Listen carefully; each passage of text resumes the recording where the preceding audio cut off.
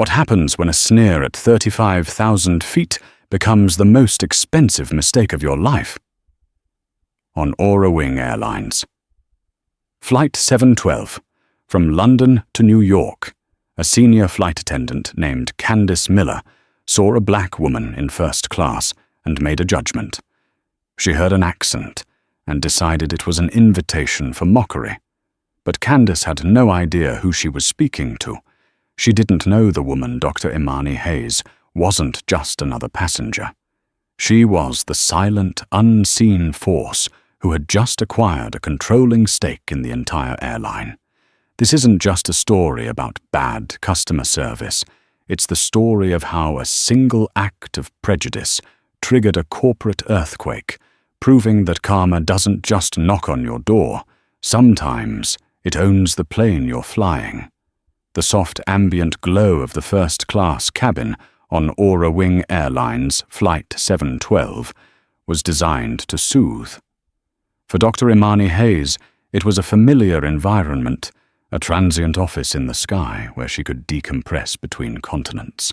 Dressed in an impeccably tailored but understated charcoal grey pantsuit, she settled into seat 2A, the rich leather sighing under her weight. Her hair was styled in elegant, intricate braids that cascaded over her shoulder, and the only jewelry she wore was a simple classic watch and a single ring.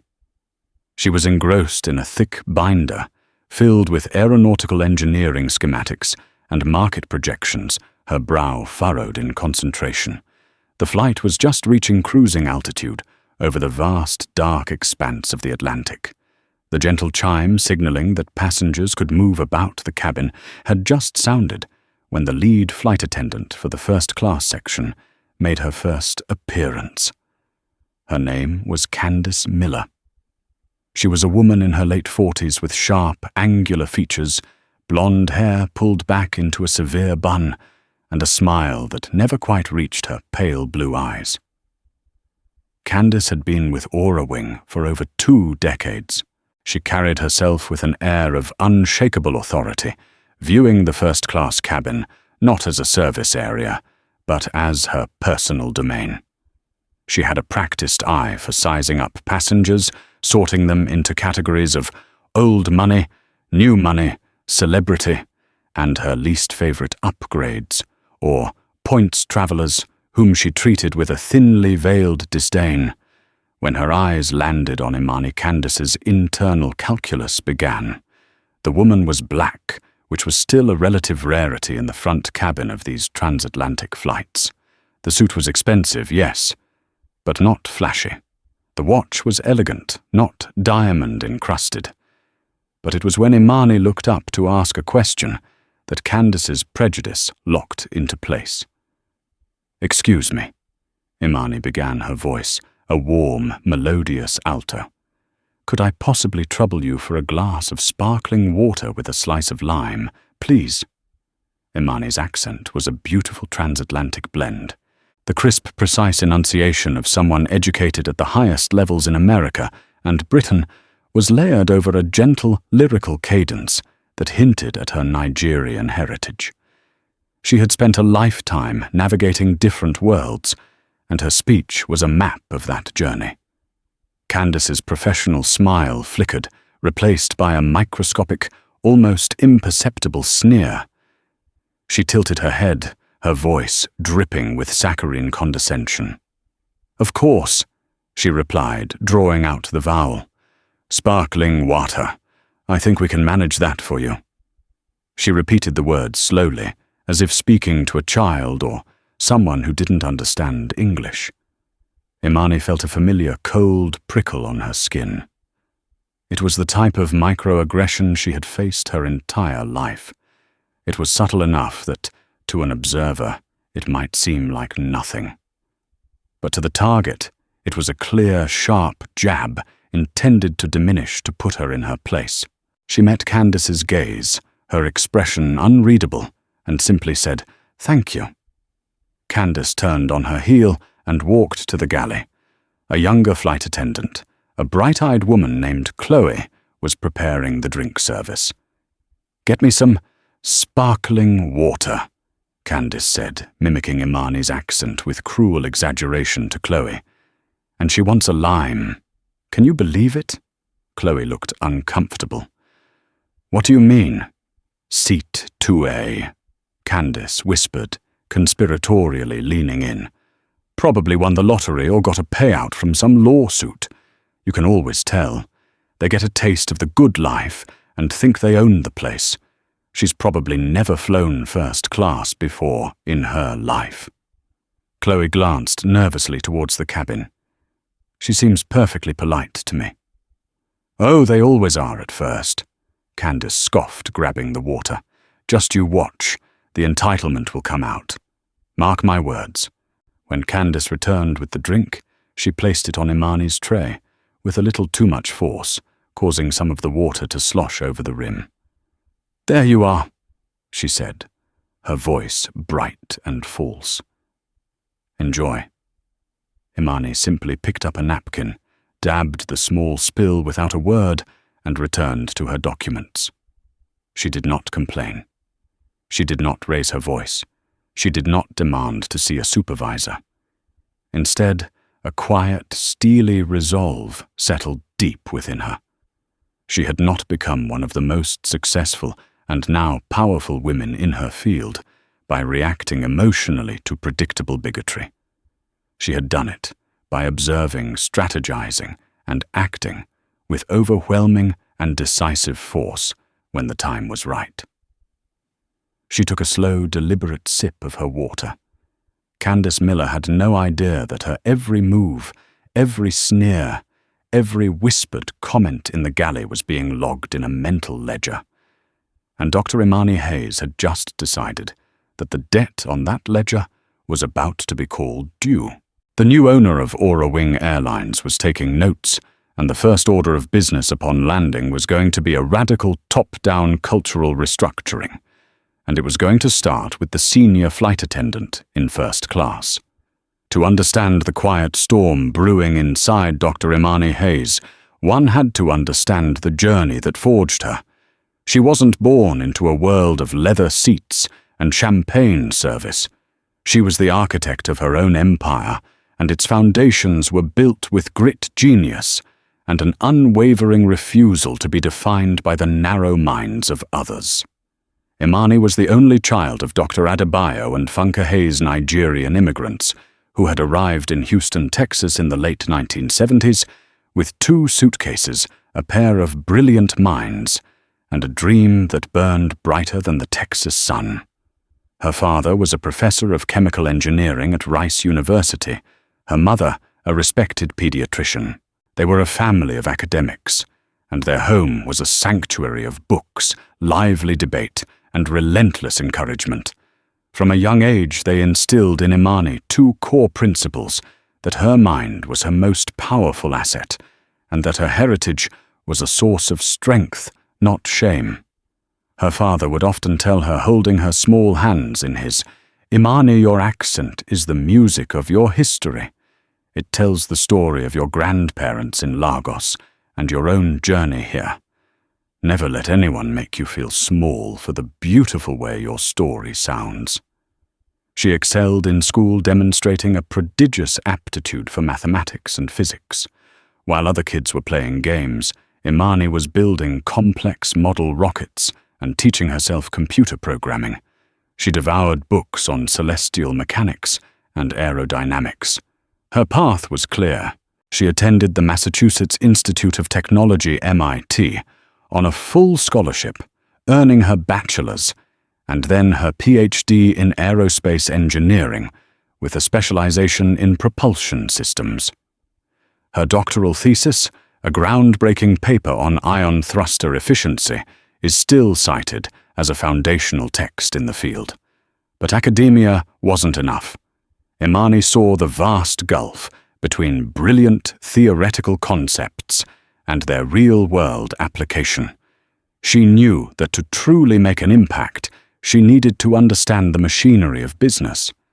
So she did what few with her technical background would. She enrolled at the Stanford Graduate School of Business. It was at Stanford that she faced a new, more insidious kind of prejudice. In the world of engineering, her brilliance was quantifiable, her equations either right or wrong. In the world of venture capital and corporate strategy, she was often the only black woman in the room. Her ideas were dismissed, her ambition was seen as aggression, and her accent was once again a target.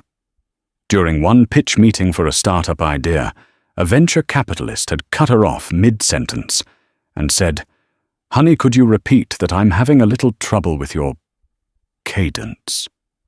Instead of breaking her, these experiences hardened her resolve into something akin to diamond.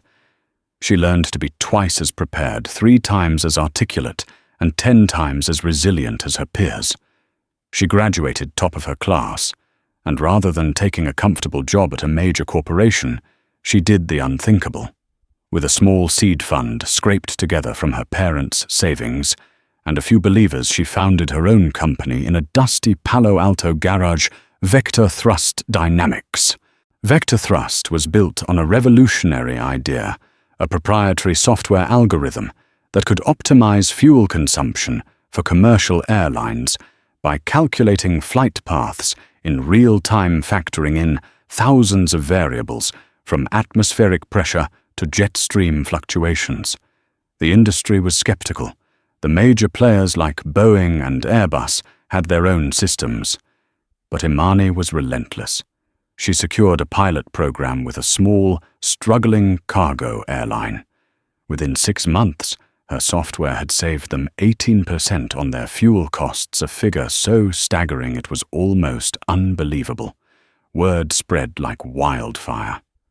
Soon, major carriers were knocking on her door.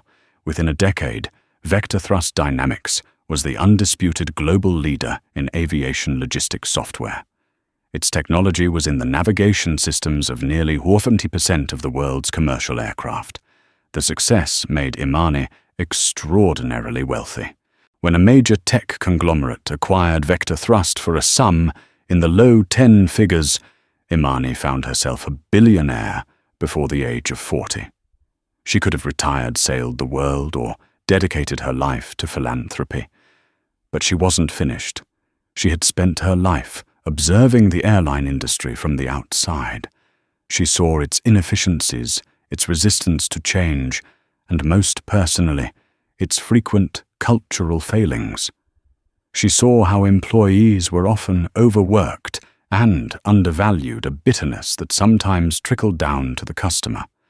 She saw how airlines like Airline, once a proud symbol of luxury travel, were now floundering, saddled with an aging fleet, a tarnished reputation for customer service, and mounting debt. While others saw a failing company, Imani saw an opportunity.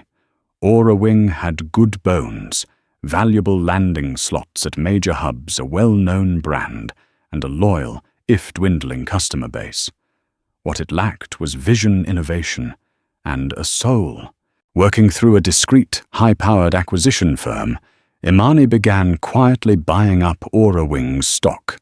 Then she targeted its debt, buying it from creditors at a discount. Within 18 months, through a series of brilliant and complex financial maneuvers, she had become the silent majority shareholder. She controlled the company. The final papers had been signed just last week in her London office. This Flight 712 was her first time flying her own airline as its owner. She hadn't announced her identity to the board yet. That was scheduled for an emergency meeting the day after she landed in New York. She wanted to experience the airline as a regular passenger, to see the unvarnished reality of the company she had just bought. She wanted to see its strengths, and more importantly, its weaknesses. And in the form of Candace Miller, a glaring weakness had just presented itself.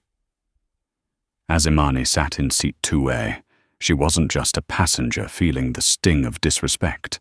She was the owner conducting a final impromptu audit, and someone had just failed in the most spectacular way imaginable. The transatlantic journey stretched on a 7-hour play staged within a pressurized metal tube. And for Dr. Imani Hayes, it became a masterclass in observation, as Candace Miller's performance as the queen of the first-class cabin, continued each act more revealing than the last. Having established her perceived dominance over the passenger in 2A, Candace grew bolder. Her disdain was no longer confined to hushed whispers in the galley. It began to manifest in her service, a series of calculated slights designed to assert her authority.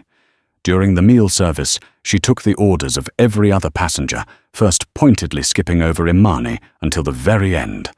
When she finally arrived at her seat, her notepad was already closed. "And for you?" she asked, her tone suggesting Imani was an afterthought. "I'll have the seared salmon, please," Imani replied calmly, not rising to the bait. Candace made a small tsk sound. "I'll have to see if we have any left. It's been very popular." It was a lie, and they both knew it. First class was always provisioned with enough options for every passenger. A man across the aisle, a distinguished-looking gentleman in his late 60s, named Arthur Penhaligon, noticed the exchange. He was a retired investment banker, a frequent flyer who knew the rhythms of these flights intimately.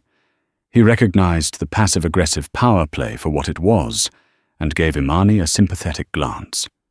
Imani offered a small, almost imperceptible nod in return, acknowledging his silent support. Of course the salmon was available. When Candace served it, she didn't place the plate down gently. She set it down with a click that was just loud enough to be jarring. Later, when clearing the tray, she accidentally jostled Imani's arm, nearly upsetting the cup of coffee beside it. "Oh, do be careful," Candace said, implying the fault was Imani's. Imani simply set her cup straight and said, "Thank you for the reminder." Her composure was a fortress, and Candace's petty assaults were bouncing harmlessly off its walls. This infuriated the flight attendant even more. She was used to eliciting a reaction, a flustered complaint, a flash of anger, which would, in her twisted view, validate her initial judgment. But Imani's serene, watchful calm was unnerving. It felt like being studied under a microscope. The drama escalated about an hour before landing. Imani, needing to work on a sensitive document on her laptop, tried to plug it into the seat's power outlet. It wasn't working. She politely pressed the call button. Chloe, the younger attendant, arrived first. "Is everything all right, Mum?" "Yes, thank you. I just can't seem to get any power from this outlet," Imani explained. Chloe knelt to inspect it, her demeanor helpful and professional. "Sometimes they can be a bit tricky. Let me just reset it from our panel." Before she could, Candace swept in, pushing past her junior colleague. "What seems to be the problem now?" she asked, her voice tight with annoyance. "The power outlet isn't working," Imani stated again, her tone even. Candace glanced at the plug with theatrical exasperation. "You have to push the plug in all the way." "Some people don't realize that," she said, as if explaining gravity to a toddler. She gave the plug a hard shove. Nothing happened. "It seems to be faulty," Imani said. Candace let out an audible, long-suffering sigh. "Well, I'm afraid there's nothing I can do about that mid-flight. Our engineering team can look at it on the ground. You'll just have to manage without it." She made no offer to see if another seat was available, no apology for the inconvenience of a paid-for amenity not working in the most expensive section of the plane. She turned to leave her job in her mind done. It was at this moment that Arthur Penhaligon, the man in seat 3C, decided he had seen enough. "Excuse me," he said, his voice carrying the easy authority of a man used to being heard. "That's not an acceptable response." Candace froze, turning slowly to face him. He was clearly old money, the type of passenger she was trained to placate. "I beg your pardon, sir." "The outlet is broken," Arthur said plainly. "This lady has paid a premium for a service that includes a working power source. Your job is not to sigh and walk away, but to find a solution." Is there another open seat in the cabin she can move to for the remainder of the flight to charge her device? It's a simple question. Candace was momentarily flustered, caught between her contempt for Imani and her deference to a passenger like Arthur. I would have to check the manifest, sir. Then please do so, Arthur said, his tone leaving no room for argument. With a look of pure venom directed at Imani, a look that said, "You've brought this on yourself by enlisting others." Candace stormed off to the galley. She returned moments later, her face a mask of bitter defeat. The passenger in 4A has disembarked early, using his own private jet connection from our stopover in Shannon. That seat is available. The outlet is functional. The words sounded like they were being dragged from her throat. "Wonderful," Arthur said, then looked at Imani. "There you have it." "Thank you for your assistance," Imani said to Arthur, her gratitude genuine. She then looked at Candace, her expression still unreadably calm. "And thank you for finding a solution." She gathered her belongings and moved to the new seat. As she settled in, she could hear Candace muttering to Chloe just inside the galley. "Can you believe the nerve getting other passengers to fight her battles?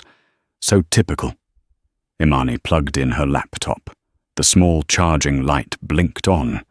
She opened the secure file she needed to review. It was the final draft of the press release prepared by her communications team. The headline was stark and simple: Aura Wing Airlines, acquired by tech billionaire Dr. Imani Hayes. Immediate leadership overhaul announced. She read the words, a grim sense of irony washing over her. The document detailed her vision for a new era at the airline, an era focused on technological innovation, efficiency, and above all, a renewed commitment to unparalleled customer service and employee respect. She glanced over at Candace, who was now forcing a smile as she offered a hot towel to Mr. Penhaligon. This flight had been a perfect, if painful, diagnostic test. It had shown her the precise location of the disease within her new company. And as the plane began its final descent into New York, Dr. Hayes knew that the cure was going to be swift, and it was going to be surgical. The wheels of the Airbus A350 kissed the tarmac at John F. Kennedy International Airport with a gentle screech. For most passengers, it signaled the end of a journey. For Candace Miller, it was the end of an era, though she didn't know it yet. For Dr. Imani Hayes, it was the beginning. As the plane taxied towards the gate, Candace was already back in command mode, her voice sharp and authoritative over the cabin intercom. "Ladies and gentlemen, welcome to New York. Please remain in your seats with your seatbelts fastened until the aircraft has come to a complete stop at the gate, and the captain has turned off the fasten seatbelt sign." She bustled through the first-class cabin, collecting last-minute service items, her demeanor radiating smug satisfaction. She had put the difficult passenger in 2A, now 4A, in her place, and the flight was over. In her mind, she had won. She shot one last dismissive glance at Imani, who was calmly packing her binder and laptop into her leather briefcase. When the seatbelt sign finally pinged off, Candace positioned herself at the aircraft door, ready to bestow her farewells. "Goodbye, Mr. Penhaligon. Always a pleasure," she chirped as Arthur passed. Arthur paused for a moment. "Your service on this flight." "Candace was some of the most unprofessional I have ever witnessed," he said in a low, firm voice, ensuring only she could hear. "You should be ashamed." He didn't wait for a reply, simply shaking his head and stepping onto the jet bridge. Candace's face flushed a blotchy red. Humiliated and furious, her eyes darted to Imani, who was next in line to disembark. She braced herself for another confrontation. But Imani simply walked towards the door, met Candace's glare with that same unnerving calm and said, "Please remain on the aircraft. The ground supervisor and the chief of in-flight operations need to speak with you." The request was so unexpected, so filled with quiet authority that Candace was momentarily stunned into silence. Who are you to tell me? I'm the person who signs the checks, Imani said, her voice dropping to a near whisper, yet carrying the weight of an anvil. Now please wait here. Before Candace could process this, Imani stepped onto the jet bridge. Waiting there, their faces a mixture of anxiety and confusion, were three figures in sharp suits. One was the JFK Airport Station manager. Another was Aura Wing's Senior Vice President of In-Flight Operations, a man named Michael Corrigan. And standing between them, looking pale and deeply troubled, was Robert Maxwell, the CEO of Aura Wing Airlines. Mr. Maxwell, Imani said, her tone crisp and all business. Thank you for meeting me. Robert Maxwell, a man who commanded boardrooms with an iron fist, practically flinched. He had received a cryptic, urgent message from the acquisition firm an hour ago. The new owner, Dr. Hayes, is on Flight 7112. She is not pleased. Meet her at the gate. Do not fail. He had been sweating ever since. He had pictured a formidable corporate titan, a ruthless Wall Street raider. He was not prepared for this poised, impeccably dressed black woman whose calm demeanor seemed more intimidating than any shouting CEO he had ever faced. Dr. Hayes, he stammered, extending a clammy hand. Welcome. I am so sorry for whatever has transpired. I had no idea you were on board. That was the point, Robert, Imani said, ignoring his hand. I wanted to see the airline I'd just bought through the eyes of a customer, and what I saw was rotten. Her gaze flickered back towards the aircraft door where Candace was now peering out her face, a mask of dawning horror, as she saw her ultimate boss and her boss's boss standing at attention for the very woman she had tormented for 7 hours. The color drained from her face. Her world was tilting on its axis. Michael, Imani said, turning to the SVP of In-Flight Operations. Your senior attendant on this flight, Candace Miller. Her behavior was not just unprofessional. It was a liability. It was laced with a thinly veiled bigotry that has no place in this company. Certainly not in the one I intend to run. Michael Corrigan looked like he wanted the jet bridge to swallow him whole. Dr. Hayes, I assure you this is an isolated incident. Don't. Imani cut him off, her voice suddenly sharp as glass. Do not insult my intelligence by telling me this is an isolated incident. This level of arrogance and prejudice doesn't just appear overnight. It's a symptom of a deep cultural sickness, one that you, as head of this department, have allowed to fester. She then turned her attention back to the CEO. Robert, my first official directive as the new owner of Aura Wing Airlines is this: Ms. Miller's employment is to be terminated immediately. Her security credentials are to be revoked before she leaves this airport. She is not to work another flight. Am I clear? Yes, Dr. Hayes, absolutely. Maxwell squeaked, nodding vigorously. Imani took a step closer, lowering her voice so only the executives could hear. But that's just the start. This is not about one employee. This is about the culture that enabled her. For 20 years, her behavior was likely tolerated, perhaps even rewarded, because she bullied and belittled the right people. Today she chose the wrong person. She looked past them, making eye contact with the ghost-white Candace, who was now trembling in the doorway. I am not just the new owner. I am your new standard. The culture of disrespect, of looking down on paying customers for any reason. Their accent, their race, their attire ends today. Consider this moment a ground zero for the new Aura Wing Airlines. Imani then stepped aside. Deal with your staff, member, she commanded. I have a board to meet. As Michael Corrigan and the station manager walked grimly toward the aircraft door to deliver the news, Imani looked at the shaken CEO. Our meeting tomorrow at 9 a.m. has a new agenda item, Robert. It's titled, Building an Airline Worthy of Its Customers. I suggest you come prepared. Without another word, she turned and walked down the jet bridge, her heels clicking with the steady rhythmic sound of a new empire taking control. Behind her, a 20-year career built on a foundation of sneers and prejudice was crumbling into dust. The immediate aftermath in the sterile confines of the jet bridge was a scene of quiet, brutal efficiency. As Imani disappeared into the terminal, Michael Corrigan and the JFK station manager faced a stunned Candace Miller. Her 2 decades of seniority, her carefully cultivated aura of untouchable authority, evaporated under the harsh, fluorescent lights. Candace.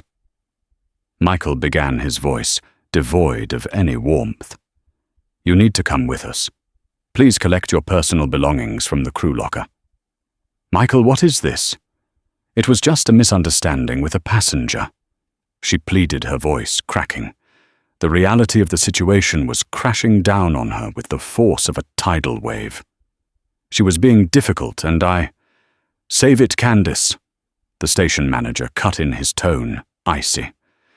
You harassed the new owner of the entire company for the duration of a 7-hour flight. Misunderstanding doesn't even begin to cover it. Your airport ID and crew credentials, please. Candace's hands trembled as she unclipped the ID from her uniform. Handing it over felt like severing a limb. This piece of plastic had been her identity, her key to a world she loved and lorded over. Now it was just a worthless piece of laminated card. She was escorted through a series of sterile, back-of-house corridors she had walked 1,000 times. But this time, she wasn't a proud senior crew member. She was a pariah being marched to her execution. In a soulless, windowless office, her termination papers were waiting. The reason for dismissal was listed as gross misconduct and violation of company code of conduct. It was swift, clinical, and absolute. There was no appeal, no union to save her. Meanwhile, Dr. Imani Hayes was not reveling in the moment. Her mind was already on the next 10 moves. As she was whisked away in a black car, she made a call. Arthur, it's Imani Hayes from the flight, she said, when Mr. Penhaligon picked up. Dr. Hayes, my goodness, I saw the commotion. I trust everything was handled. He replied, a note of concern in his voice. It was, but I'm calling to ask for a favor. My team may reach out to you. Would you be willing to provide a formal statement about what you witnessed on the flight today? She asked. It would be my absolute honor, Arthur said without hesitation. What that woman did was inexcusable. You have my full support. Thank you, Arthur. Your integrity is appreciated, she said before hanging up. She knew Candace might try to fight the termination, to paint herself as the victim. Arthur's testimony as a respected, impartial third-party witness would be invaluable in cementing the justification for her dismissal. It was a strategic move, ensuring every loose end was tied. The next morning, at the Aura Wing corporate headquarters on Park Avenue, the boardroom was electric with tension. The entire executive team was assembled. Robert Maxwell, who hadn't slept, started the meeting with a profuse, rambling apology. Imani held up a hand, cutting him off. Robert, I appreciate the sentiment, but apologies are insufficient. I don't need apologies. I need a paradigm shift. What I experienced yesterday was a symptom of a disease. Today we begin the cure. For the next 2 hours, Imani laid out her vision. She spoke with the precision of an engineer and the passion of a revolutionary. She didn't shout. Her voice remained measured, but her words carried an undeniable weight. Effective immediately, she announced, we are completely overhauling our customer service and inclusivity training. It will no longer be a 2-hour video you watch once a year.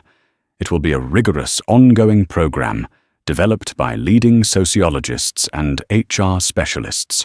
It will be called the Hayes Initiative, and every single employee from the baggage handlers to the CEO will participate.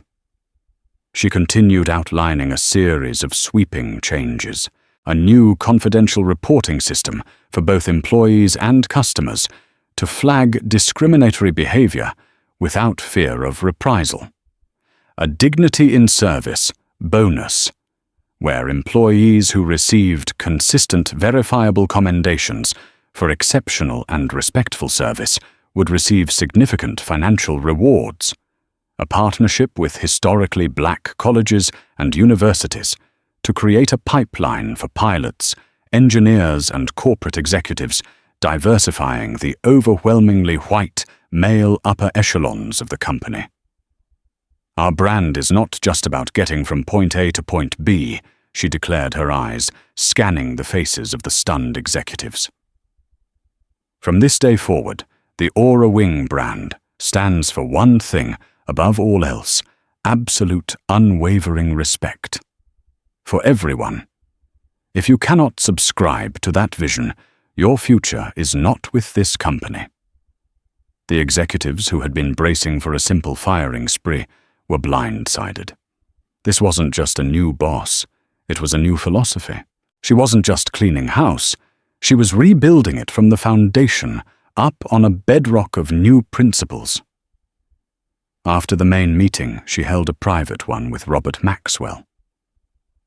"Robert," she said, her tone softening slightly. "What I saw in Candace Miller was a sense of entitlement born from years of unchecked power. She felt safe to be cruel. My question for you is, how many more Candaces are there in this company? And what are you going to do about them?" I will launch a full-scale review, Dr. Hayes," he said, his voice earnest. "Good," Imani nodded. "Your job is to find the rot and cut it out.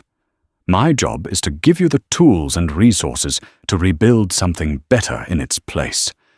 Don't make me regret giving you that chance." As she left the boardroom, leaving a trail of terrified and galvanized executives in her wake, Imani knew the dismissal of one flight attendant was merely a symbol. It was a necessary, loud and clear message. But the real work, the hard work of transforming an entire corporate culture, had just begun. The foundation was laid. Now she had to build on it. For Candace Miller, the termination was just the beginning of a freefall. She had spent 20 years wrapped in the secure identity of a senior flight attendant for a major airline. It wasn't just a job, it was her entire social standing, her purpose. Stripped of her uniform and her wings, she found herself in a terrifying new reality. Her first reaction was indignant rage. She immediately contacted a lawyer, convinced she had a slam-dunk case for wrongful termination. "They fired me based on the complaint of one passenger," she fumed during their consultation. "It's my word against hers." Her lawyer, a sharp-suited man named David Chen, listened patiently. "Okay, Candace, let's start there. Who was the passenger?" "Some woman on a power trip. I don't even know her name." Candace lied, omitting the crucial detail she had since learned. It didn't take long for the truth to surface. When Chen filed the initial complaint, Aura Wing's legal department responded with overwhelming force.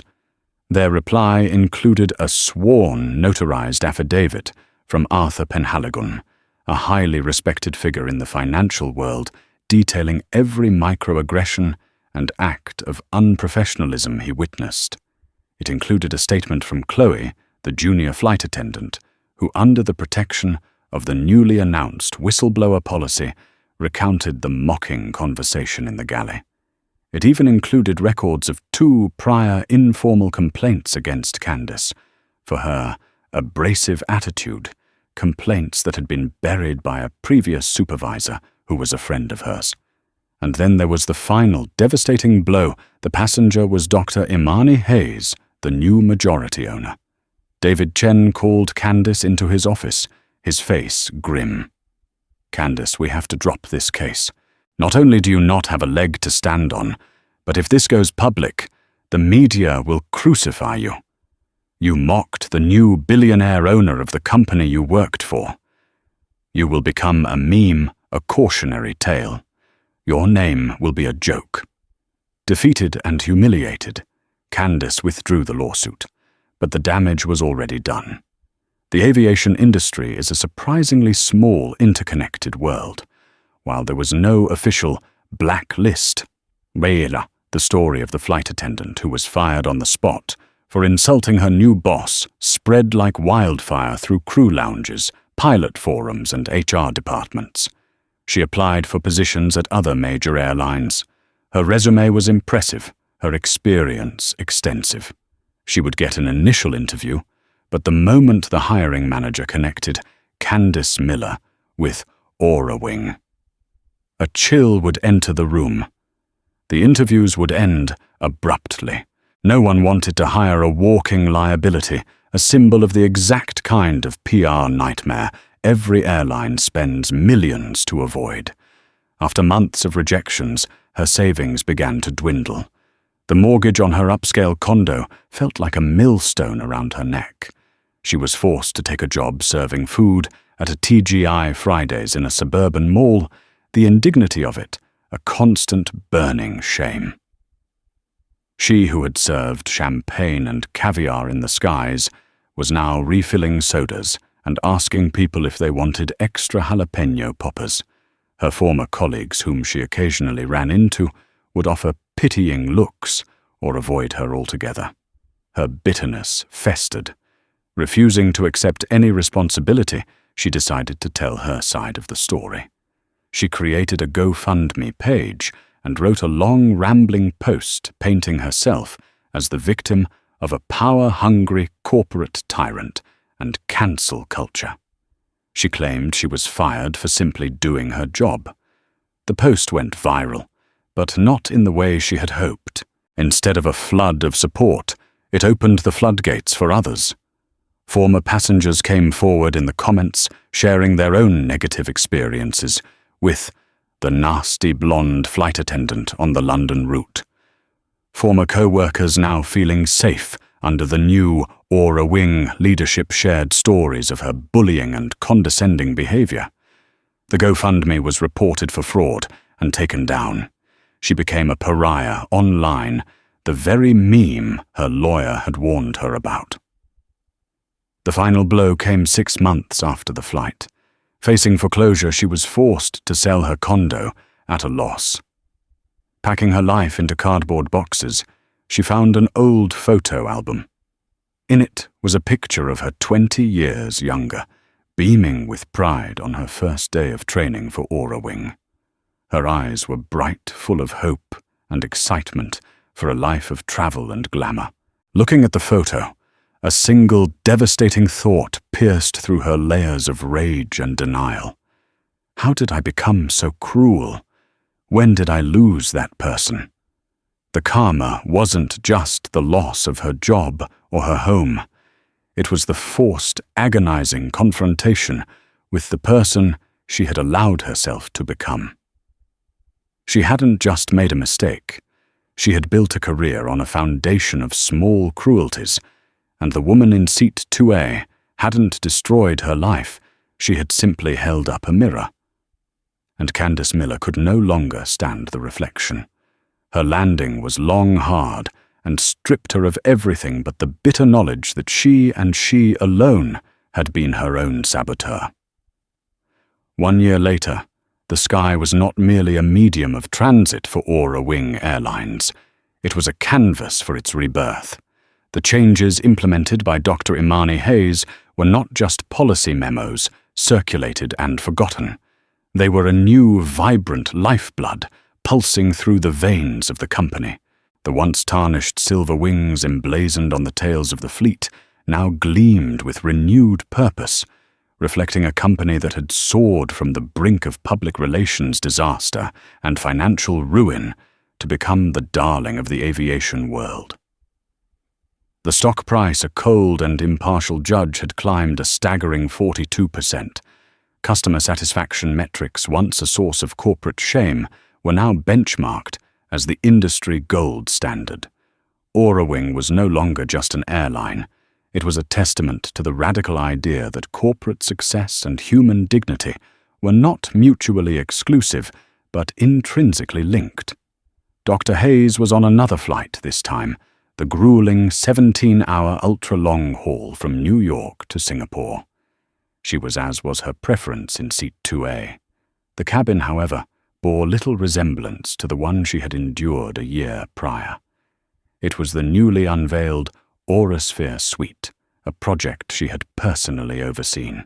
The old stuffy first-class seats had been ripped out and replaced with individual pods of privacy and understated luxury. The walls were lined with a sound-dampening textile woven with silver thread. The lighting was circadian rhythm-based, shifting imperceptibly in color and intensity to combat jet lag. The leather was supple, the recycled wood grain trim was polished to a soft glow, and the personal monitor was a stunning 32-inch 4K screen. Every detail was a quiet statement of innovation and passenger-centric design. But the most profound change was not in the hardware. It was in the human software. The purser for the flight, a woman named Margaret Atwood, with kind eyes and silver-streaked hair, elegantly pinned, approached Imani's suite shortly after takeoff. Margaret had been with Aurawing for 25 years. She was a contemporary of Candace Miller, a product of the same generation and the same old-school training. Imani, who made it a point to review the crew manifests of any flight she took, knew this.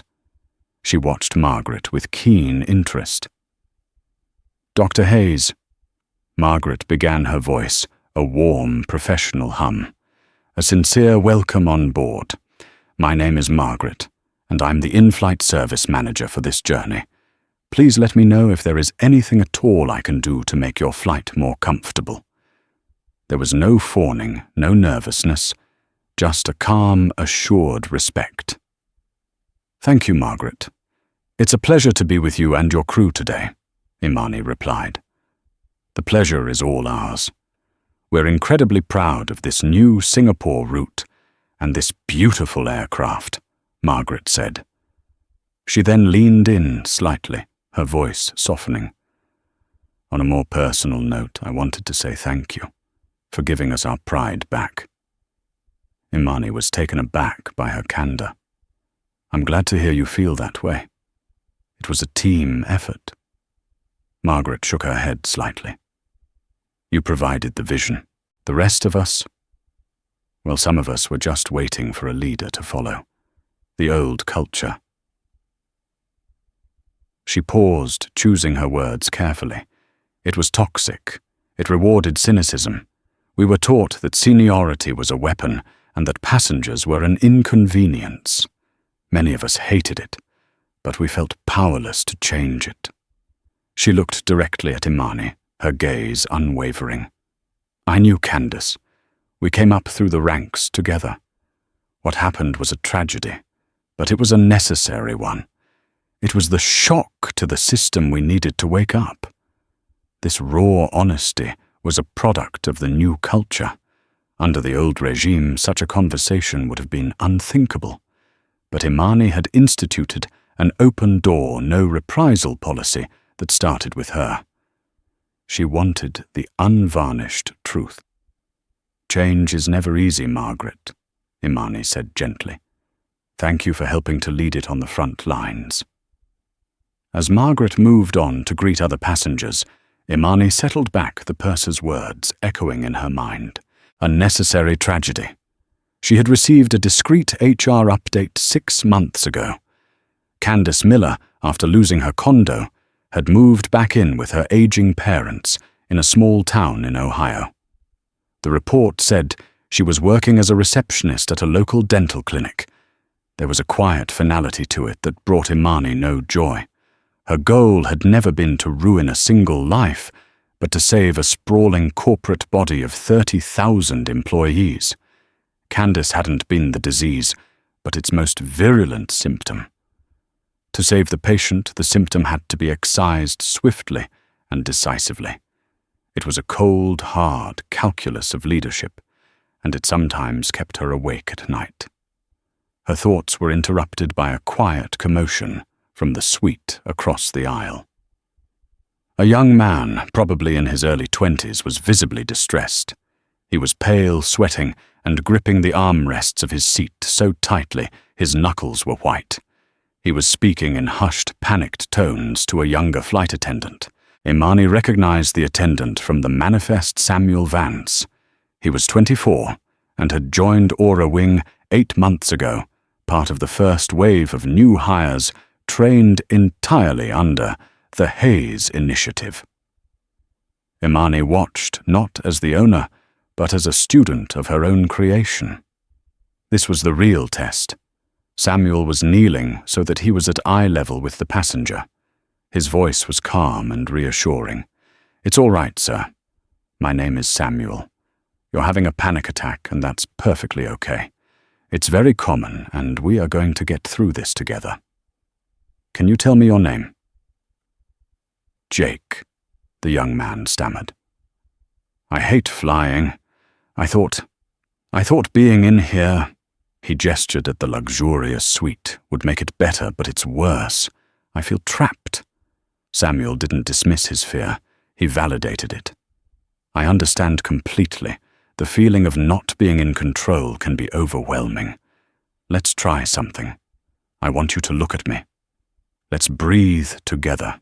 A deep breath in for 4 seconds. Ready? 1, 2, 3, 4. Now hold it, and breathe out for 6 seconds. Slow and steady. Let's do it again." He guided Jake through several cycles of box breathing. Margaret, noticing the situation, glided over, not to take charge, but to support her junior.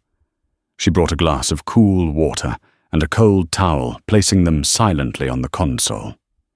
She caught Samuel's eye and gave him a subtle, encouraging nod before retreating, allowing him to maintain the connection he'd built with the passenger. "That's better," Samuel said after a minute. "The worst part is passing. Now what can we do to help you feel more in control? Our in-flight entertainment system has a whole section of guided meditations and calming soundscapes. I can get you a pair of noise-cancelling headphones. Or if you'd prefer, I can just sit here with you for a little while and tell you about my ridiculously boring golden retriever. His name is Gus, and his greatest ambition is to catch his own tail." A weak smile touched Jake's lips. "Gus? Gus," Samuel confirmed with a grin. "He's a menace to the local squirrel population, but terrible at his job. It's a whole saga." Imani felt a swell of profound satisfaction. This was it. This was the Hayes Initiative in action. It wasn't a script. It was genuine human connection. Samuel hadn't followed a checklist. He had shown empathy, provided practical tools, and used gentle humor to de-escalate a stressful situation. Margaret had empowered her junior colleague, providing support without undermining his authority. This was the symphony she had envisioned, a culture of care playing out at 39,000 feet. Later in the flight, after Jake was calmly watching a movie, Samuel came to Imani's suite to offer a pre-landing refreshment. "Samuel," Imani began, her voice filled with warmth, "I was very impressed with how you handled that situation with the passenger in 3B. Samuel blushed slightly. "Thank you, Dr. Hayes. We're taught to connect, not just to serve. Your training modules were very clear on that. The see the person, not the passenger principle. It's one thing to write a principle in a manual. It's another to embody it so perfectly. You have a real gift for this," she said. He grew more serious for a moment. "It's personal for me, Mom. My mother, Maria Vance, was a gate agent for Aura Wing for 30 years. She worked at the JFK terminal." Imani's memory, honed by years of data analysis, instantly retrieved a file. Maria Vance, retired 2 years ago. A spotless record, but with several notations from her later years citing stress-related health issues. She loved the airline. Samuel continued, his voice thick with emotion. But in her last decade, it broke her spirit. The pressure was always on numbers. Boarding times, baggage fees, upsells. The company stopped caring about people, so the employees stopped caring too. She used to come home crying. She said she felt like a cog in a machine that hated people. She passed away just before you took over. He took a steadying breath. I joined because of her. I wanted to be part of bringing the honor back to the wings she wore with pride for so long. When I did my training, and I saw the name of the initiative, the Hayes Initiative, and I went through the modules, all I could think was, Mum would have loved this. So when I help a passenger like Jake, I'm not just doing my job, I'm honoring her.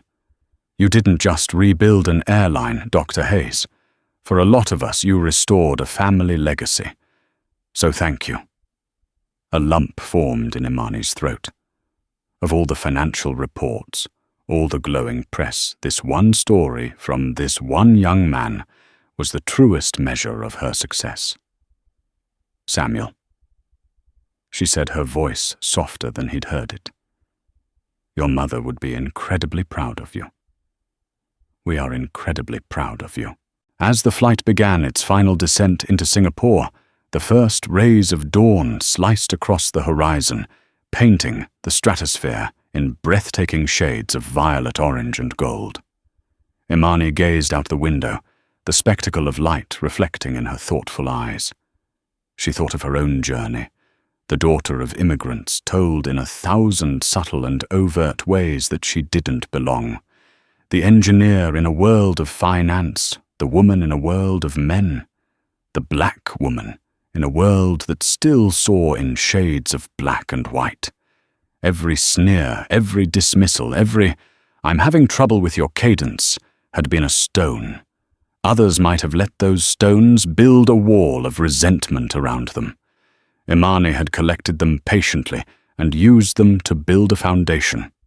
Vector thrust dynamics had been the first structure on that foundation, a monument to her intellect. But Aura Wing Airlines was becoming something more. It was a cathedral dedicated to the idea that efficiency and empathy could fly side by side.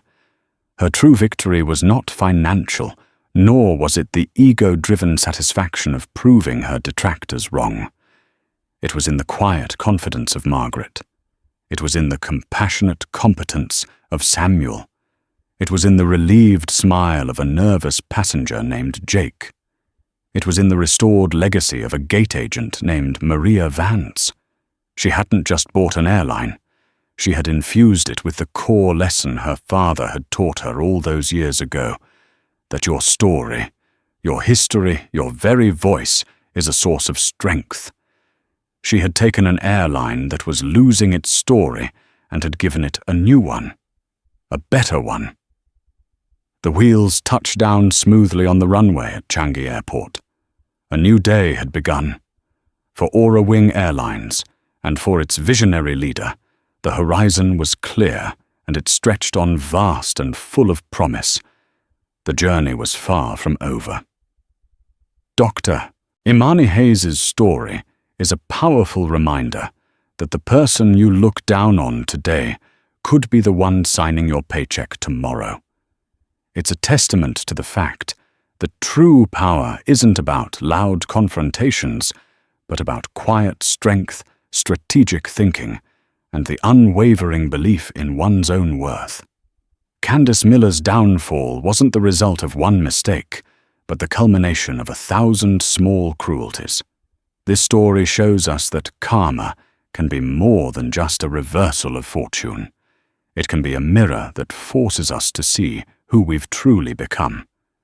It teaches us that respect is the ultimate currency, and the cost of prejudice is a debt that will always eventually come due. If this story of resilience, justice, and profound transformation resonated with you, please hit that like button to show your support. Share it with someone who needs to hear this message of empowerment. And don't forget to subscribe for more real-life stories of triumph and consequence. What did you think of Candace's fate? Was it justified? Let us know your thoughts in the comments below.